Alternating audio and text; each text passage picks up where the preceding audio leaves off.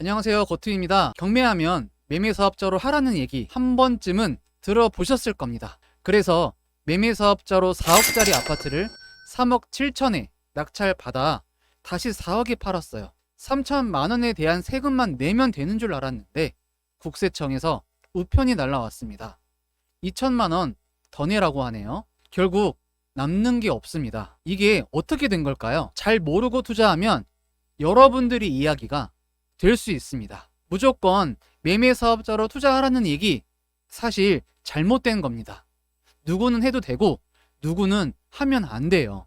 그래서 오늘 영상에서는 매매사업자로 투자하기 전에 반드시 알고 있어야 될 세금 폭탄 피하는 3가지 방법과 많이들 헷갈려 하시는 85제곱미터 초과되는 전용주택을 매매사업자로 낙찰받아 단기 매도했을 때 건물분 10% 부가세 내는 가장 정확한 계산하는 방법까지 알려드리겠습니다. 제가 계산기까지 만들었고요. 이거 정확하게 모르면 잘못 계산해서 세금 1,000만 원 이상 더 낼 수도 있습니다. 자, 영상 끝까지 시청하시고 세금 아껴보시죠. 바로 시작하겠습니다. 첫 번째로 여러분들이 연봉이 높을수록 그리고 소유권 이전을 하고 2년 뒤에 매각할수록 매매사업자의 장점이 사라집니다. 조금 더 자세하게 설명드리면 예를 들어 근로소득이 1억인데 매매사업자로 아파트 투자해서 7천만 원 차익을 봤다면 어떻게 될까요? 매매사업자로 투자했기 때문에 종합소득 합산되어서 1억 7천만 원에 대한 세금을 내야 합니다. 38% 세율과 누진공제를 적용을 하니 약 4,900만 원 정도 세금을 내야 하는데요. 만약 2년 보유하고 매각 시 매매사업자가 아닌 일반 양도소득세를 낸다면 과연 어떻게 될까요? 우선 근로소득에 대한 세금 약 2,150만 원과 일반 양도소득세 약 1,150만 원을 합하면 3,300만 원을 납부하면 됩니다. 이 두 개를 비교하면 매매사업자로 투자를 했다면 약 1,600만 원 정도 되는 세금을 더 내야 한다는 거죠. 정리하면 연봉이 높을수록 그리고 소유권 이전 뒤 2년 뒤에 팔수록 매매사업자의 장점은 사라진다라고 알려드리겠습니다. 두 번째로 부동산 투자 한두 건만 하고 더 이상 투자하지 않는 경우입니다. 즉 초보일수록 이럴 가능성은 높겠죠. 매매사업자는 매년 종합소득세, 부가가치세를 신고를 해야 되기 때문에요. 장부를 꾸준하게 기록하는 게 무엇보다 중요하죠. 그런데 만약에 한두 건만 투자하고 더 이상 투자를 하지 않을 경우에는요, 국세청에서 사업을 인정하지 않을 수 있습니다. 그렇게 되면 다시 양도소득세로 과세가 되고요. 추징세금 고지서가 여러분의 집으로 날라올 수가 있다는 이야기예요. 그러니까 매매사업자로 꾸준하게 투자하려고 하는 사람은 좋은 제도이지만 초보가 몇 건만 투자하고 말 거라면 오히려 독이 될 수 있다라는 이야기입니다. 사실 복식복이 의무자가 아니면 매월 기장을 맡길 필요는 없습니다. 그냥 세금 신고 기간 때에만 기장을 맡기면 돼요. 그런데 초보 투자자이고 매매사업자를 이용해서 꾸준하게 투자할 자신이 아직은 없다면 매월 세무사님에게 기장을 맡겨야 안전합니다. 세무사님이 매월 꾸준하게 여러분들이 매매사업자 장부에 기록을 해준다면 아무래도 개인이 기록하는 것보다는 사업성을 인정받을 확률이 높기 때문이에요. 세 번째로 재산은 어느 정도 있는 분들이 피부양자 자격을 갖고 있다면 매매사업자 추천하지 않습니다. 이유는 간단해요.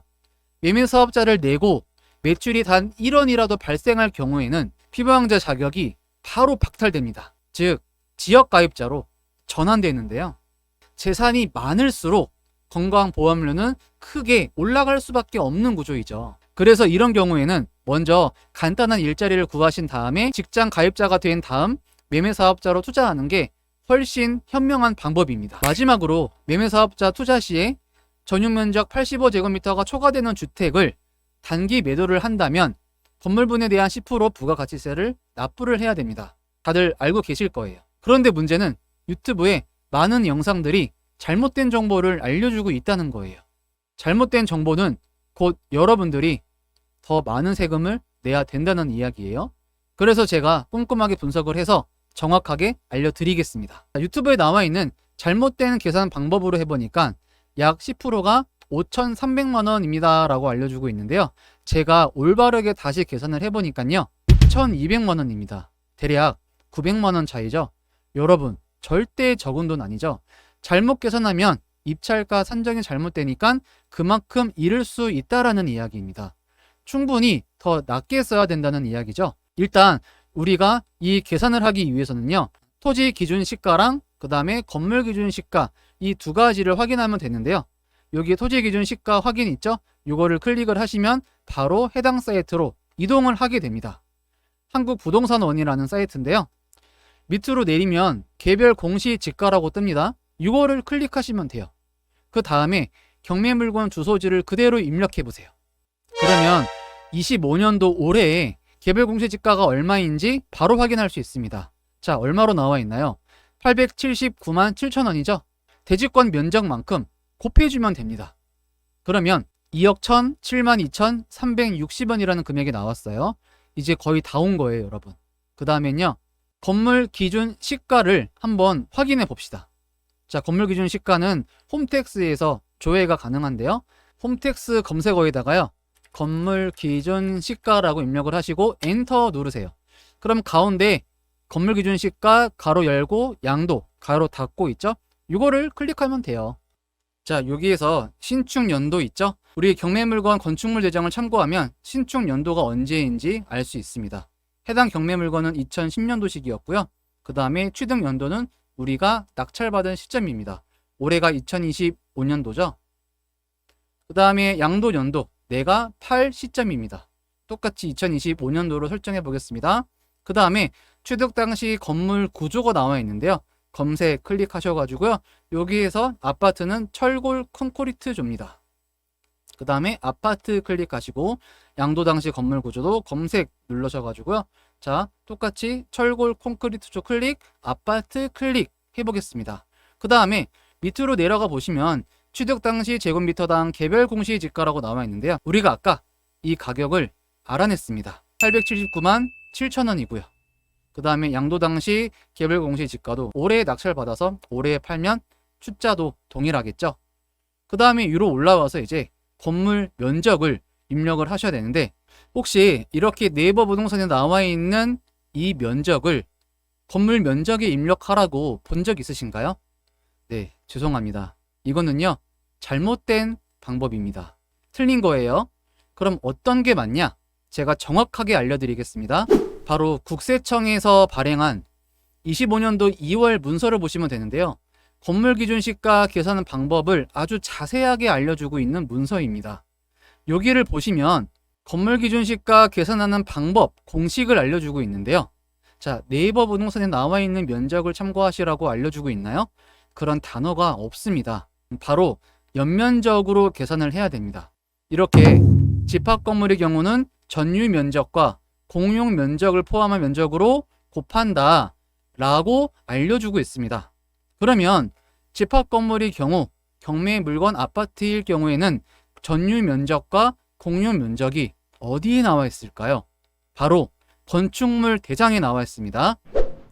네, 이렇게 경매 물건 건축물 대장을 클릭해서 보시면 전유 부분과 공용 부분의 면적까지 아주 자세하게 나와 있습니다. 자, 전유 부분 153.67이죠.